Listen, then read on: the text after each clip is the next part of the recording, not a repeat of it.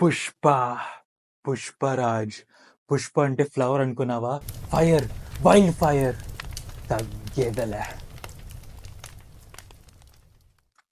It's a weird feeling because the movie met my expectations, but it did not exceed.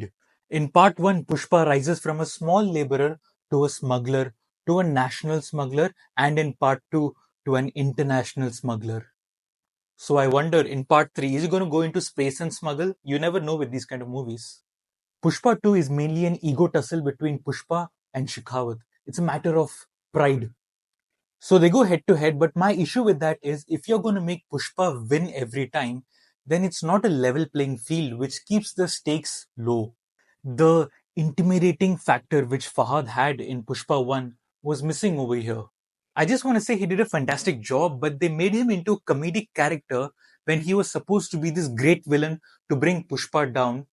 He is funny, but he is just funny. And that is my issue.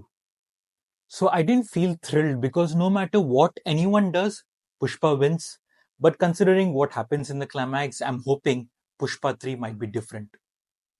The film had a good balance between mass and drama. Also, to anyone who doesn't know what mass is, I'm not talking about mass as a measurement of inertia and all that science crap. Mass, in Indian cinema terms, is the act of elevation of the lead actors to such a height that it compels the audience to clap and whistle. Never mind. So the movie had good balance for those who enjoy mass scenes and for those who enjoy drama, like me. Although the movie begins with Pushpa fighting random Japanese guys with swords, it was a waste of time according to me, and I wish they had thought of a better introduction.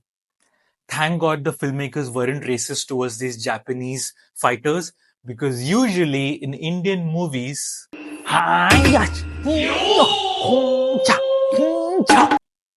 one major negative that I have with this film is that there is barely a story in this movie. Yes, the mass scenes were great, but where is the story? In certain moments, the story took a backseat, which I'm a bit disappointed about because they could have explored a lot more depth with the material and characters that they had.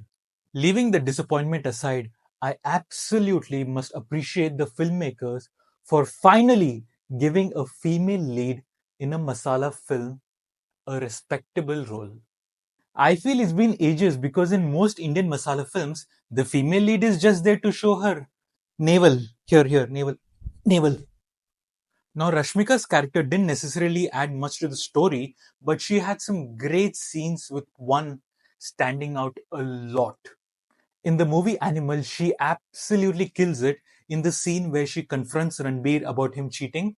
And here again, oh my god, there's a scene where she stands up for her husband against everyone and she kills it again. After watching that scene, it'll make you think that I wish had a partner like this who will stand up for me against everyone. She literally yells at everyone and then turns towards her partner and says, "Are you okay, darling?" What acting? Also, after watching her getting spanked and abused in Animal, it was nice seeing her being treated nicely by a man. The movie had a lot of progressive dialogues by Pushpa about his wife, so I was very happy to hear that because I'm honestly tired of female actresses shown so regressively. Having said all this, Pushpa and his wife are always horny and want to make out in this film. A little weird, but it was mostly funny, so it's okay. God, please give me a wife like Srivalli who always wants to make out with me 24/7. Thank you. The songs from Pushpa 1 were national sensations, but in Pushpa 2, none of them would go into my playlist. In fact, I thought there were one too many songs which derailed the screenplay for me. But one particular song sequence stood out for me. I don't remember the last time a song standing out not because of the music or the lyrics or the dance, but because of the performance in the song. My goodness, he was phenomenal in that song and in the film. This has to be one of the greatest performances in a mass masala film. In the mass moments, he was amazing. In the emotional moments, he was amazing. Some scenes required both, and he was so good.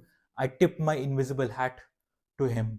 There was some innovative action stuff that I liked. Like the dishum dishum was normal, but in that dishum dishum, there were some fresh ideas. There's this scene where his hands and legs are tied, but he manages to fight and kill with just his mouth. Unbelievable, but it was very, very cool to watch.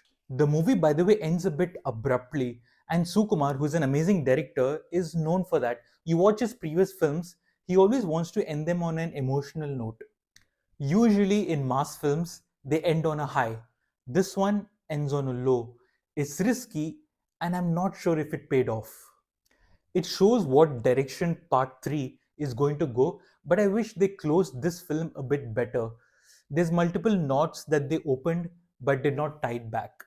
Honestly, this film had the potential to be my highest rated film since I started YouTube. But in my rating scale, Pushpa 2 gave me a mini orgasm. Oh, yeah. రే ఎన్నిసార్లు చెప్పాలిరా రే subscribe చేయండి రా like చేయండి రా comment చేయండి రా లేకపోతే చంపేస్తారా రే కొడక